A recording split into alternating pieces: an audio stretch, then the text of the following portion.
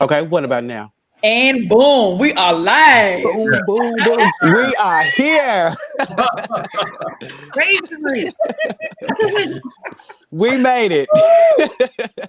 You know what? I'm sitting here thinking, I think I need a high chair. I look low. You look a little low, Sonny.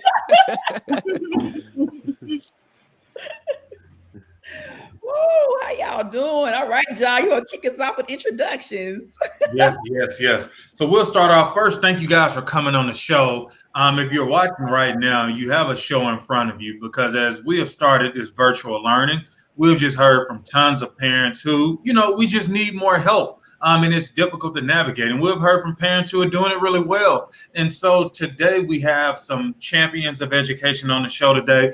First, we have Susanna Denton, as you can see, with Angels Christian Academy. And we also have our special friend, Dean Tracy Boyd, and who has a great school in North Nashville, who has been with us on trips advocating for education. And so I want to introduce these two to you today. Welcome, guys. Let me tell you. Thank you. I want to know, first of all, I'm going to say good morning, but I want to know how y'all been holding up through COVID. And I'm going to stop right here. Tracy, you done been on a freedom ride. Come on now. Honey, you done been on a freedom ride. Oh, he also been in West Tennessee in good trouble. Yeah. And look, John, that's exactly what I was about to say. I'm reminded of Congressman John Lewis, when he said that it's time for good trouble, necessary trouble for us to redeem the souls of America. And I often tell people out here, it's hard to understand a moment in history when you're actually in that moment. And we're in a moment in history. This is the civil rights of 2020 all over again. So I've been going because if anybody wants anything, if we want anything right now, we got to reach up and grab it and take advantage of this opportunity. Ooh, Suzanne. Yeah. Suzanne, meet my godson, Tracy. Suzanne. Hello, my friends. There are so many opportunities that are out there that are not being taken advantage of, and it's suffering literally our people at this point in time. And unfortunately, as in anything, if you build a business, it's all about communication. And of course, that's why we're all here today, is to enforce that communication and to hopefully create a line of communication between all the parents through virtual learning. And in addition to provide them a vessel to correct their financial standings in metro education. Wow. Thank you for sharing that. Amazing. Yeah. In like Tracy said, like 2020 is like it's a brand new movement. Yes. And we know that COVID-19 has really, really like exposed the inequity. I think all of us have probably been already talking about this stuff, but now the world is feeling it, right? It's not just hitting, one side of town, it's hitting everybody. And in our most struggling communities, it's hitting them worse. Oh, God. This moment, this is an opportunity for us to really engage and really get things right, and really be candid, right, about the inequities and the disparities in our community. Absolutely. And just to kind of recap, first of all, I want to say hello to our audience. That's most important because we love people. Hey, viewers. Victoria, Miss Nance. Good morning, all. All right, I see you, Tracy. All right. So first of all, I want to start off like recapping yesterday's announcement from Metro Nashville Public Schools. Yes.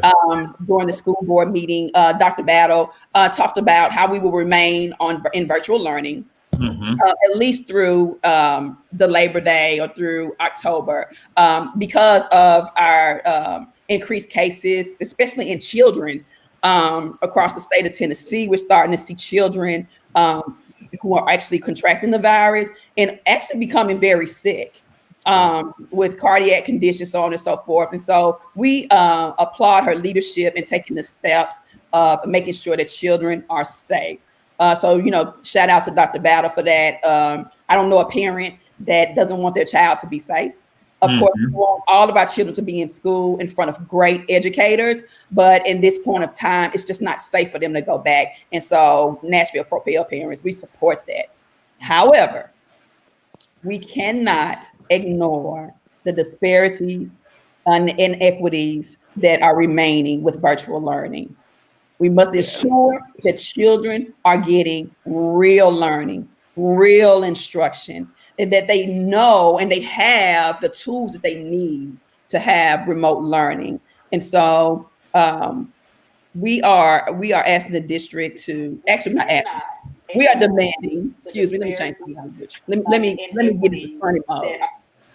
We are demanding. That's right, son. That's right. I ain't asking for nothing no more. We are demanding that all children still have their internet and high-speed internet, because them hotspots ain't working, first of all. That our children are assessed for learning loss, and that an individualized learning plan be put in place. And I want to take you guys to a real moment. Friday night, I went and got my hair done, as y'all can see. And as I sat in the beauty shop, I heard something that broke my heart, and it kept me awake Friday night, because I learned of a second grader who is unable to read on a second grade reading level. He's basically behind kindergarten. And so he was giving the MAP assessment, and he was unable to read the questions. He was unable to comprehend, and essentially didn't know anything on the test. And so it's very important that we assess children, but we got to take it a little further. We've got to make sure that we address and we recover these children, because this didn't just happen in COVID-19. He's in the second grade. COVID-19 started this year. He's in the second grade and he can't read. So this we can't keep making excuses about the COVID-19. Our children were already behind before this. And so the district has got to do, they're charged to do what they need to do to make sure that these children get real learning, real recovery, and a plan to make sure that they're successful. And so all of this stuff does not excuse us from that. So I'm going to turn it over to John now. I done got all in my feelings. I'm sorry. But I take that very personal, because it's not that child's fault that he can't read. He wants to read, but he can't. He got to do something about it. No, I agree. And thank you for that. I think it sets the tone for us to jump right into, hearing from Tracy and Susanna. And so as we hear from two, champions of education, I know you guys are working hard to support and help parents.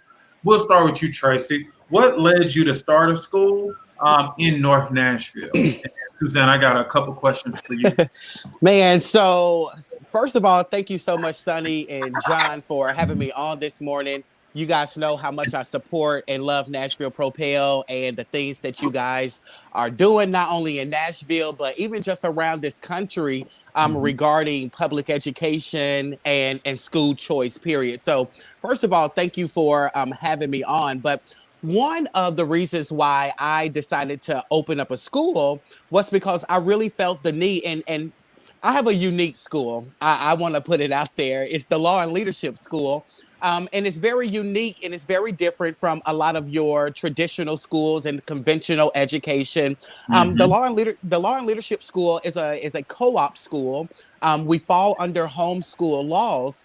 But at our school, in addition to working with students in their core academic classes like reading, math, science, history, we take this in-depth study of the American criminal justice system. So our students, they are learning constitutional law. They're learning criminal law procedures. They're learning, tort law, all of those things that they need to know in order to be productive citizens of society. So we need that. The crime rate in North Nashville was through the clouds. Yeah. One report, if we can go back, one report said that we had the zip code, the highest incarcerated zip code in the country, right there in North Nashville. So what? 37208, 37209. What better place than North Nashville than to put this adolescent law school that is, teaching young people about their legal rights and responsibilities. Sonny mentioned earlier, she said she was talking about the second grader who can't read. John, Sonny, Susanna, all of you guys know that statistics show that they are building prisons and that they are putting beds inside of prisons for those who can't read by the third grade. By the third grade, they're saying for that second grader, Sonny, they're saying if he can't read by the third grade, we're going to lock him up eventually in his lifetime. That is problematic, and we have to end that. It's very problematic. So, John, that's why I started this school in North Nashville. We have expanded to the Jackson, Tennessee area, and man, we're making it happen. Okay. Thank you. Yeah, thank you for that. And Susanna, you come with a unique set of experiences and opportunities for parents as well. Could you tell us about what you have been doing to really help parents through this virtual learning and COVID-19? I'm going to kind of section this off for a second to verify a couple of things. First off, I landed here in Tennessee, and this will complement a little bit of what Tracy's saying. Essentially, I'm from a different area, being Virginia, which is about 15 years ahead in education in comparison to Tennessee. Tennessee is one of the last on the totem pole in regards to education, and I came here to change that. Come on. So right. Yes, Susanna. It is a scenario that, quite frankly, is not acceptable. Education should be first and foremost for every human being that is in this state. And we came here with a plan. Our education focuses on, quite frankly, something much higher. If I have a kindergartner, they are able to do second grade work.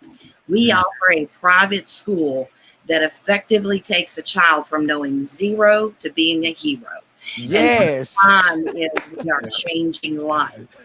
I came here and I said, this is absolutely insane. We are setting precedents in regards to everything having to do with the legal. I do have 30 years in background of both childcare and the law practicing. So I'm bringing to the table something quite unusual that has not ever been done. In addition to, I have programming experience in undergrad degrees. So quite frankly, what I'm bringing to the table is something totally different to educate these kids in a fun, interactive manner in which they leave. My children walk out the door saying to their moms and dads, I don't want to leave. I don't want to go home. And let me tell you something. That is the largest compliment I get. Now, what we do here is when someone steps into our school, I take them in as a counseling session. They sit down with me as the president. I go over the information with them as to what is available through the state for them on a grant program. And I take them from the scenario of they're coming in thinking that they're going to pay me tuition in regards to their child to get an education that's 15 years ahead of any of the Metro Public Schools. Yes. Quite frankly, I turn the situation into I provide them the money through the grant programs to pay for their tuition for the entire year, or put the money in their pocket. So we are allowing grants and block grants up to the ability. It starts at, of course, $500 being the lowest. Actually, the lowest that has ever stepped out of my office is $1,700 to $10,000. So I'm providing an opportunity to everyone to please come to me. The grants that are available, there are 8 different grants that are available throughout the state of Tennessee for every family that has been affected by COVID. I don't care who you are. You can apply for them. And Susanna, go ahead, John. It's life-changing for families because they've lost, mom and dad have lost a job, grandma, grandpa have lost a job. The family doesn't have income, and the child's supposed to sit at a computer and learn while the internet's getting disconnected on a constant basis. Explain to me the reasoning behind that. That's insane. There's a lot of things that aren't matching up.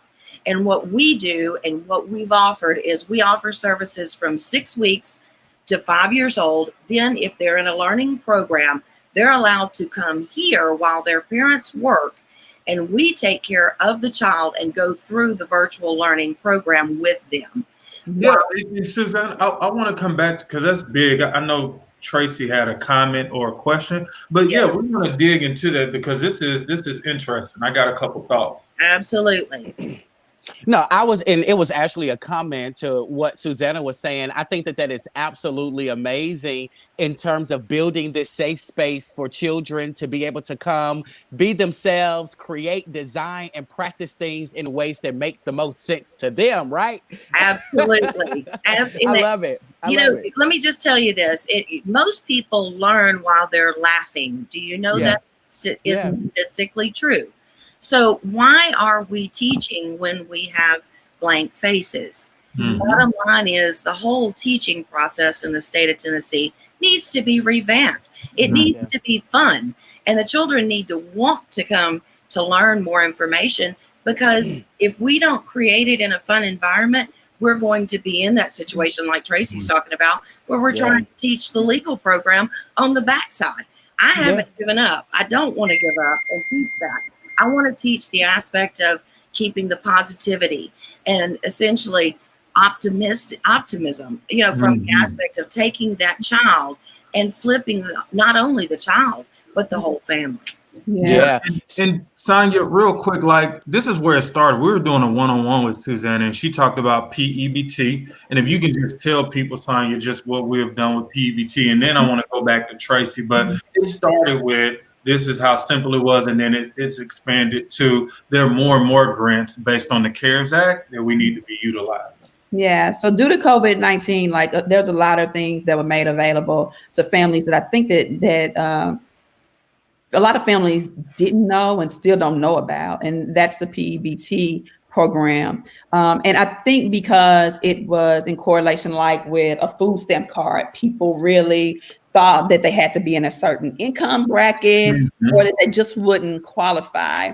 And so oftentimes, we have this grant money sitting in these pots and people miss out on it. And I think although the deadline may have passed, I believe we got some correspondence that people can still apply for this money because it's sitting there. So if you have a child who is connected to a school that receives free or reduced lunch, although you don't receive it, you can still apply, and we'll drop that link into our comments. Apply, even if you feel like you made too much, and even if you just don't know. I want you guys to step out and just apply anyway, because you never know if you'll get approved. It's money that will help. It's money that's just sitting there and will go to waste. I actually want to add to that for 1 second. Yeah, break it down. Even if you get denied, here's the trick. Even if you get denied, appeal it. Gotcha. I have gotten more money from the appeal. How is the appeal done, Suzanne? How would they appeal? Essentially, all they have to do is call the number in relevance to the state. I'm going to get some links to verify and go ahead and send through, and hopefully we can post an entire page of links later for individuals so they can literally hop online to do it. Quite frankly, right now you have to realize that DHS has about 33 million claims going through. And so sometimes they're getting denied out of human error. And then they turn around and say, "Oh, I'm so sorry." All you have to do is call a number and say, "I would like to appeal this decision." Period. Wow. Nothing else. And then they turn around and go, "Oh, you're correct. We can approve you." So a lot of errors are being made with the DHS right now. And that's why people need a guidance or an aspect. And that's what I was speaking a little about. I'm happy to do a program and go all the way from A to Z. And matter of fact, I'm happy to do my own and let people follow, because at this point in time, there is so much out there. Just yesterday, please post FEMA.gov. FEMA is now adding to unemployment on a weekly basis, and that's based upon a grant. So people don't know about that. You got to file for that separately. There's so many different things that you just have to hop online and file for, and they take less than 5 minutes to file. Another thing I want to interject before we move to the next point is also essential workers. There's a list of essential workers. A lot of people, they fall in this category. Yes. There is funding available for childcare. It's not based on your income. It doesn't matter how much money you make. The child care assistance program is available to you. So we'll also drop that on our page too. Just for that throughout the day. We'll make sure that link and that information gets dropped in the comments. So one thing that Susanna talked about was guidance. And Tracy, I know you got a couple comments. I know you've been waiting. But talk about like the guidance as you think about your school and the special resources. And for me personally, just talking to parents during this time, like it's a lot of parents who are confused. And so what are some of the things that you're doing and working on to provide that guidance? Yeah. Well, John, many schools are now beginning to close down their personal locations and really start focusing on distance learning and trying to support parents who are now for the first time having to be at home with their children and support them in their learning. People who are not used to being at home with their children are now needing to do that. And, maybe some of our viewers, maybe you guys are some parents that are now having to be at home with your children now, and you're not used to doing that. You're trying to figure it out. You're trying to sort it out. You're trying to figure out what it means to be at home with your kids. Paying attention to, I think this is the perfect time for not only us as educators and champions of education, but even the parents. I think this is a perfect time for parents to start putting their observational skills at play, paying attention to the feelings that are showing up for them, showing up for their children, gauging how their children are responding to the anxieties that they are being triggered. Seeing what they do to entertain themselves and how they respond to that. These are just some of the opportunities that are present now, because your observational skills can allow you to become a better partner to your children, especially in the middle of a pandemic such as this one. So one of the things that we're trying to really focus on, let me just kind of go back to my point, because it kind of leads me into my next point. One of the hardest things about programs such as the Law and Leadership School and Susanna's program is that a lot of parents and a lot of people don't know about these programs and these opportunities that are available to them. They think that public education is the only educational model out there because they went through that educational system. But that's not true at all. So listen, Susanna's program, if a student goes to her program, they can go through her program and get into some of the best colleges as if they were in any public school program in Nashville. The same thing for the Law and Leadership School. If a student comes to the Law and Leadership School, John, they can get into some of the best colleges that they apply for just as much or just as good as a public school student could as well. So I try to spend a lot of my time educating parents about school choice and the opportunities within school choice to create what education looks like for your child. Susanna talked about the grants and things like that. One of my goals was to be as far removed from the system as possible. So guess what? We don't receive any state or federal funding. Can you pay $20 or $30 a month for your child to attend our 10-month program? Absolutely. $200 for the entire year. Listen, your child is receiving the best education that we can provide them. On top of the core classes, y'all get what I'm saying? On top of, and that's stepping them up. That's leading our students or setting our students to be a step ahead of any other student that may be in their cohort of admissions into a college. At our school, at the law, I think Tennessee requires 22 credits for a high school student to graduate. Yep. At the Law and Leadership School, guess what? We require 24 credits to graduate from our school. Why? Because we want students to be challenged in addition to the core classes, but we have those legal classes that students are taking as well. So when an admission counselor views their transcript and they see that, oh, in the 8th grade, or not 8th grade, sorry, in the 9th grade, this student was taking constitutional law. And in the 10th grade, this student was taking, tort law, legal writing and analysis and things like that.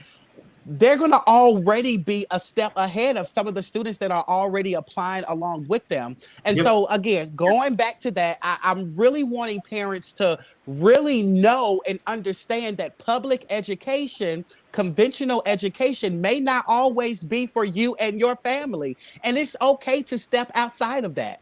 Yep. And Tracy, this is good. Sonia, and you guys, so I've seen multiple things about, speak on it. Very true. When you and Susanna, I mean, you guys are getting really good parent response. Sonia's going to shout out some parents who are just on here, who always look at the show, who are getting this information. But if you guys, while Sonia's shouting out the parents, can get your links ready, because I just keep seeing links. So we can shoot it out on our platform for people before we end. But Sonia, you mind shouting out some of the parents? Yes, and if I forget anybody, if I miss anybody, please charge it to my head and not my heart. I'm looking on my phone. So shout out to Marnisha Gardner, Tamika Hicks, Kanisha Burke, Tiara King, James McKissick, Valethia Pendergrass, LaWanda Pope Townsend, LaVasia McAfee Buford, Victoria Gordon, Phyllis Nance, Kimberly White. Let's see. Victoria. Did I miss anybody? I think you hit a lot of them, and if chime in if we missed. Nico Jones. Let's see. And so I want to be clear real quick. The sound's going in and out. Mine is my sound going in and out? You sound good to me. Yeah, it was real choppy for me. It was chop, chop, chop. Okay, so check this out. I want to be real chop, just a little bit. I want to be real clear. Parents, I done had my kids in private school, charter school, traditional school, including magnet, every type of school except Montessori. And hell, I might try that too if this ain't working. You have to do what's best for your children. You've got to have a sense of urgency to make sure that your children receive a quality education. And so it may be that a traditional school works for your child. Fine. It may be that a charter school works for your child. Fine. It may be that a private school works for your child. Fine. But do what's best and find a vehicle to success for your child. Because if you don't do it, nobody else is going to make sure it's done, y'all. Talking from experience. Yeah. Nobody else is going to do it. Yeah, and I want to go back to Susanna, kind of why you started, and then Tracy, just get ready, because I want to talk to you just about your personal story and what even led you to start the Law and Leadership School in North Nashville. Okay. Well, let me back up, because essentially what started me and what drove me was the education deficiency in the state of Tennessee, and that affected me. I'm a mother of 4, and I have 4 children here myself. So bottom line is that the children weren't being challenged enough. And I thought, with the prior education that I had and experience being on the East Coast, I thought, why can't I not duplicate that model to provide a fantastic opportunity? But what I've found is actually kind of tying back to what was just said. The first thing I've found is the parents are not educating themselves first. And that's going to be crucial. A lot of the individuals were taught those same programs through the programming as far as public schools or private schools, and they weren't educating themselves on what's best for their child. A lot of these children have different learning abilities. We all learn differently, whether it be audible, a visual, where there's multiple ways that people learn in multiple programs and patterns that are offered for specific children. Again, no one's touched anything in relevance to potential special needs. The special needs is not even hardly addressed anymore. And that's of great concern to me, because those children usually are the brightest. And those children just aren't being offered a different way to learn. And that's why it was so important to me to step out to find a way that was fun for the children, whether they had a deficiency, which I've had many children with AD, ADHD, obviously autistic. That's a big one. I had multiple children in that aspect, and we catered to them specifically for their learning deficiencies. And they walked, in relevance to this particular program. And, I'm honored that our parents have given us 5 stars, because really it is so deep inside of me and such a passion that I want these children to exceed far and above in which the opportunities we were given. And in this day and time with the internet and the possibilities of education that are far in excess of what we had growing up, why can't they? The sky is the limit now. There are so many different things that are offered online that, quite frankly, are free. And that's amazing in reference to education. And there's so many people that aren't looking that up. So why I got into this is because of lack of education. And quite frankly, I think it is imperative that everyone is aware that there is a school that cares in Tennessee, right north of Nashville. We are called Angels Christian Academy. Please come by here. Please allow me the opportunity to literally step through, whether you're going to use our school or not, the benefits that, quite frankly, that are available for you and that are available for people that you know. Because at this point in time, the lack of funds that are out there and not being assessed for will go straight back into the pot of who runs for president if those funds are not used. And believe it or not, it goes towards the campaign. So we're talking about $61 million that is sitting there that if no one accesses, it goes straight back to a presidential nominee running for politics form, which means that pays for their signs, that pays for the advertisement on the radio and TV. My bottom line and what I'm saying to you is our kids are worth more than that. Do not let this opportunity pass you by. All right. Thank you for sharing that. And that is awesome. And so with that, I want to change it back over to Tracy. I heard a little bit of Tracy's story, but I know I wouldn't do it justice. But Tracy, what led you to start the Law and Leadership School? Like, as we listen to Susanna, she's talking about the deficiencies. I think she's talking about public financing for presidential candidates where, they can access that money. It's not partisan or anything. They both get the same amount. But what made you start up your school? Yeah, so I started the Law and Leadership School for a number of reasons. One in particular was before graduating with my undergrad, you guys know that I was working for the Honorable Judge Monte Watkins in Davidson County Criminal Court. While I was interning down clerking for him, I saw so many people coming in and out of the courtroom that looked just like me, who knew nothing about their legal rights and responsibilities. I would see them waiving their preliminary hearings. I would see some of them coming in trying to represent themselves. And things like that. Your preliminary hearing is the most important hearing of the whole entire case, And for those of you all who don't know, I want to use this platform as an educational moment as well. But for those of you who don't know what a preliminary hearing is, it's a hearing to establish probable cause. Do the court or do the police officer or that's the prosecution have enough evidence against you to charge you with this crime? And so, John, so many people, again, who looked like me was coming in and out of the courtroom. They knew nothing about their legal rights and responsibilities. And I wanted to be someone in position to teach them what their legal rights and what the law required. In addition to that, I'm also someone who served a 6-month sentence in a county jail for a simple possession of marijuana. there were some prosecutorial liberties that I personally feel that was taken away from me. But while I was, sitting in that jail, man, I had the opportunity to write out this amazing school. And sometimes one of the things that I realized, John, is that sometimes in order to get to results, you have to go through experiences. In order to get to results, you have to go through the experience. And so while I was incarcerated, I had the opportunity of meeting fellow inmates. I had the opportunity of writing motions, getting people back into court who have been sitting there for 7, 8, 9 months, all because they could not afford a bond to get out.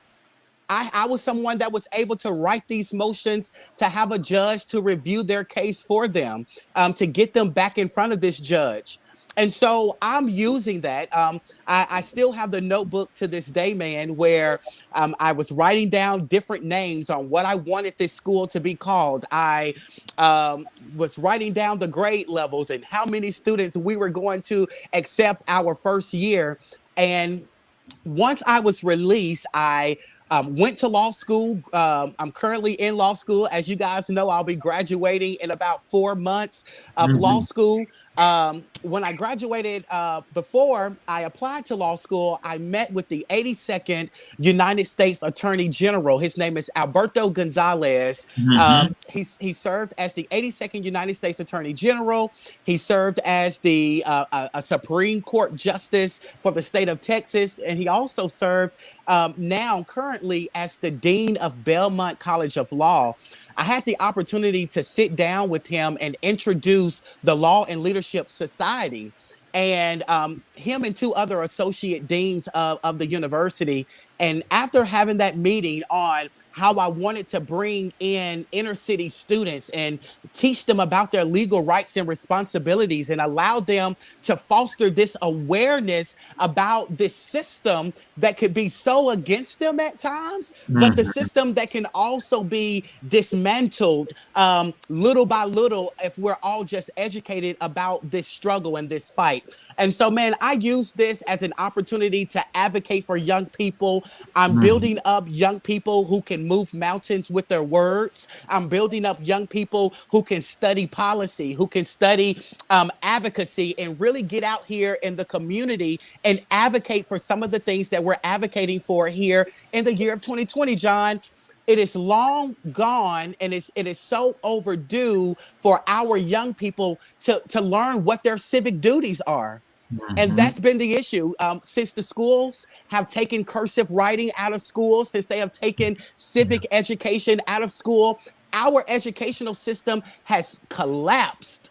And I'll be honest with you, and I know we're going to move on, but I can't see us fighting for a system that was never designed for people that look like me anyway. This is going to always be a continued fight, because the purpose of, and yes, Brown v. Board of Education might have won in court, but the purpose of Brown v. Board of Education was never fulfilled. If we're here in the year of 20, if we're here in the year of 2020, still fighting for equal rights in education, what was the purpose of Brown v. Board of Education? That's very problematic. So I can go on and on. So I'll leave it to you, John. And this is what we want to do. I want to lead it off. It's clear we're definitely going to have to do this again. But I want Sonia just to talk about some of the things we may got coming up on Thursday, things that we're doing right now with our manifesto. And then Susanna and Tracy, I just want you guys to give a couple of more details. So what grades for your school, what ages, again, the cost, think about the links, and we'll close it out with you guys. But first we'll hear from Sonia, just what we have going on with our manifesto. And so I don't know if Tracy, have you seen our manifesto, or Suzanne, if you've seen our manifesto, but it has gotten real. And what we know as parents is that we cannot return to business as usual. It is not the new normal, because it was never normal. And so we've got to keep fighting. And so one of the things that we know is our children, they were already behind. And so with the spring and the summer learning loss, We got the new COVID-19 laws. And what we're looking at, guys, is something that is catastrophic. I told you about the second grader who is unable to read, where there are thousands of children in this city who are unable to read. And so it's time that we assess and recover these children, and we put an individualized learning plan in place for these children. It's not an IEP. We're not asking for an IEP, although some of those children may need an IEP. But why every student needs an IEP? Why would you need an IEP? You never talk. Every student needs an IEP. We talk about every student being unique, and we talk about every student learning different, but yet we give them the same standardized tests. We give them the same tests in the classroom. I think every student needs an individual educational plan because every student is individually unique. Yep. That's why we're asking for an individualized learning plan for every student, every last one of them, from kindergarten, one that follows them from kindergarten all the way to the point of being a senior. And what were you saying, Susanna, about college? Well, if you realize it, when you hit college, you have an IEP from the moment you hit college. But why don't we do it in elementary? Why is it not started? It is amazing to me. But let me tell you something. You want me to be real? I can answer that question. On the Northern Coast, the IEP is mandatory from kindergarten on. I'm gonna answer your question. Why are we not doing it? We're not doing it because it's not comfortable for people. And so when people have to go above and beyond, when people don't have the leadership to get things done, then the excuses come in. Yeah. All children, you're right. All children should have been assessed, and we should be tracking them, and we should be setting goals. I mean, they should be looked at as corporations. They got dollar signs on their head. Yep. They got dollar signs on their head, so they should be looked at as corporations. And corporations, you don't start a corporation or have a business without a plan, right? You got to Absolutely. Gotta have the money, but we ain't got no plan. Yeah. And so all these children need a plan in place so that they can get on the road to recovery. We can look at their strengths and we can build up on them, and we can look at their weaknesses and we can build up on them, and we can put them on a road to success. But you know what? It's going to take us removing all of the excuses. But it's also in this setting, we have to ask, with having an individualized learning plan and assessing children, because now, the district's talking about MAP testing, MAP assessing. Okay, that is perfect. We need to be assessing children. So the problem is that people are having trouble like navigating, and the internet is coming out. The issue is not having high-speed internet for all children, and not having devices for all children, and not having a plan in place. So we implemented the MAP assessment, but what the leadership failed to do was have a full plan as to how they were going to address each issue, meaning having the support.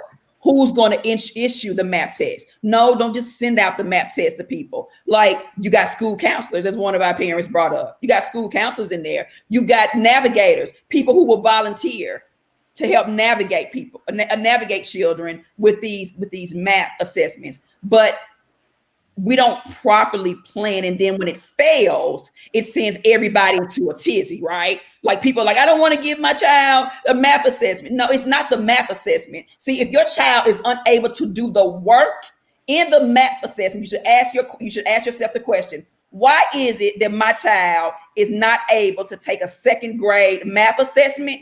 It's because they have not been taught on a second grade level in the first place. Your child should be able to take a second and third and fourth grade and fifth grade MAP assessment and be able to do some of that work. But what we're hearing is that some children don't even know how to do it at all. That tells me we didn't teach them in the first place. So let's be real. There's nothing wrong with the test. Those tests are created with children, all with their peers across the country. Okay. So they should be able to do some of that work. So when I hear that a child can't do any of that work, red flag. Why are they not able to do their work? So I'm gonna leave that. I said what I said. It ain't the test. It's that they never had the instruction in the first place. So as we come upon time, and Suzanne, if you can start us off, can you again just go from the top and just give us details about your school? What's a good number to call? What's your website? What are the ages? And then some of the things that you do is walk parents through kind of the grant process that's available. Absolutely. We offer education essentially.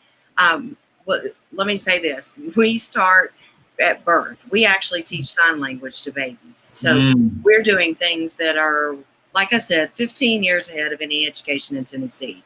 So we start from 6 weeks and we teach all the way up until 13 as licensure will allow at the moment.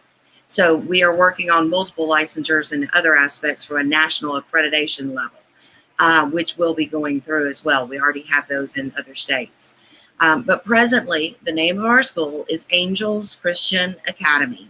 Please call us at 615-420-6425. And I'll say that again in a minute. But we offer 6 weeks up until 5 years.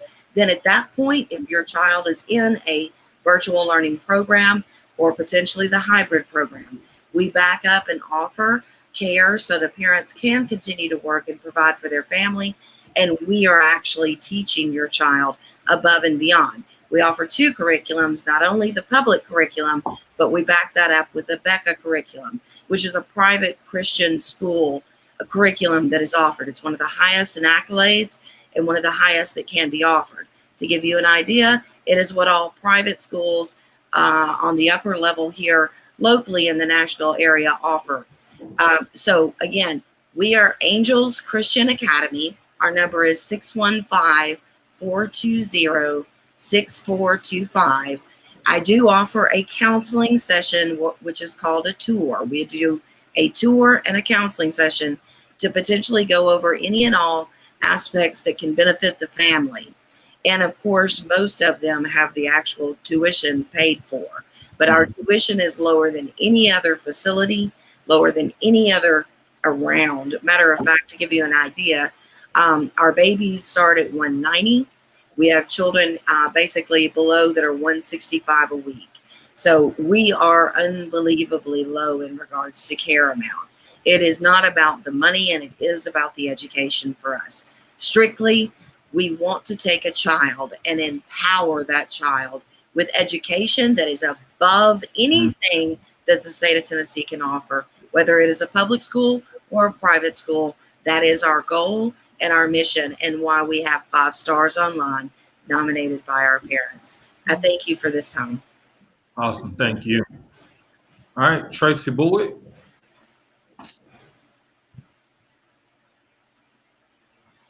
Did we lose Tracy? Tracy, let me unmute your mic. Okay, there you go. Yeah, I was gonna say, actually, I was muted. That's what it's so crazy, because when I'm in class teaching, sometimes my microphone be muted. They be like, Dean Boyd, we can't hear you. So, but again, thank you so much, Sonny and John, for having me on today. Thank you, and Susanna, wonderful meeting you and learning about Angel Christian Academy. John, the Law and Leadership School, for parents that are really interested in enrolling your child into the Law and Leadership School, we are for the lack of a better term, a legit Monday through Friday school. So when you decide to enroll your child with us, we will be withdrawing them from their regular currently enrolled school. So if you're in Nashville or Jackson, I'll say Nashville because of the platform that we're on. If you have a student who goes to John Early, just, naming a school out there, and you want your child to attend the Law and Leadership School, when you submit that application, we're going to withdraw that student from that school, and they will be a student of the Law and Leadership School. In terms of, and the reason why I have to kind of go into that explanation is because a lot of parents think that we're just a pipeline program, and we're not just a pipeline program. We're more than that. We are a school. teaching students their core classes in addition to the legal related classes. Regarding tuition, we have 2 tuition options at the school. We have an income-based tuition option, and then we also have a flat rate tuition. I'll just talk about the income-based tuition option because that's our most popular option, of course, and it's not limited to anybody, or it's not limited to just a particular group of people. It's open to anybody. And so on that tuition option, we have a sliding scale that ranges for parents that are making under $30,000 a year all the way up to $170,000 a year. So I'll just take the first bracket on that scale. And so for parents that are making under $30,000 a year, let's just say claiming 1 child, you're only paying $30 a month for a 10-month program at Law and Leadership School. So that's $300 that you're paying for the entire school year for your child to come and be a part of the Law and Leadership School. Just to kind of talk about a little bit of some of the legal classes that the students take. There's one particular class called Trial Advocacy. Last year, I had the opportunity, the pleasure of teaching trial advocacy. And this year, trial advocacy is actually taught by a criminal defense attorney who practices in Nashville. Her name is Attorney Courtney Teasley.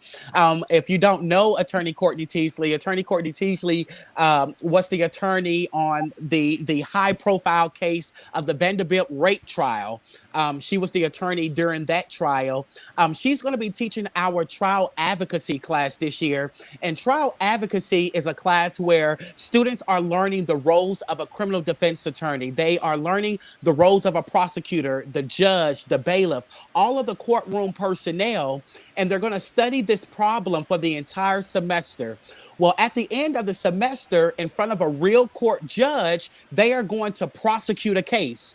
They're going to either prosecute or defend this case in front of this real court judge. So it's an amazing opportunity to get your children enrolled into this school. Listen, we want nothing but the best for your child. We have nothing but what's in the best interest for your child. You can visit the lawandleadershipschool.org. Click on that admissions tab, start your application. Learn about our school. And if you have any other questions, you can reach out to us there, or you can reach out to me at 731-394-0127. And I will be glad to answer any additional questions that you guys may have. All righty. Let me bring us back. All right. So thank you, Tracy, and thank you, Suzanne, for sharing with us today. We appreciate, you talking about the different schools that you have and sharing with parents. But I want to make sure that everyone is listening doesn't put Nashville Propel in a box too. See, you always got to straighten people because, they gonna say what they're gonna say. And so I want to get you straight right now. We are not pro-traditional school. We are not pro-charter school, and we are not pro-private school. We are pro-quality education. And we want parents to know what's out there so that they can make informed decisions about their children. So don't put us in no damn box. I'm saying what I'm saying. Don't put us in no box. Don't start nothing. Won't be nothing. You don't want no smoke. Okay. So I just want to be clear that parents have the very right to take them babies that they looked at and they had a vision for when they were born and make the best decision for their child. Because a lot of them have been betrayed by different types of models of schools, okay? So we advocate for quality education. So I just had to make sure that we were clear because y'all know. So thank you for letting me be clear.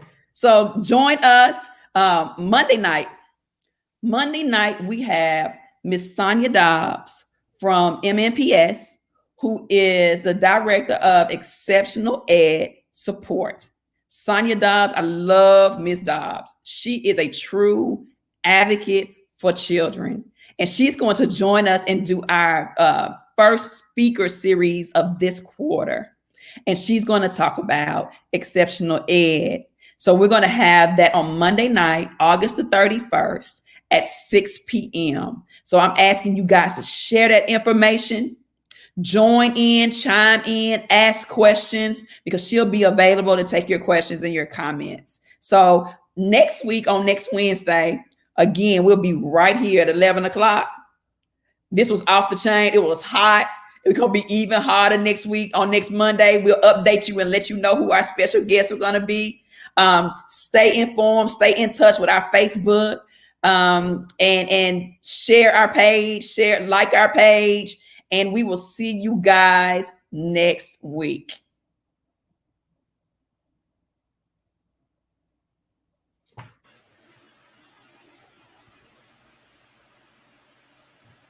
All right. Thank you, guys. All right.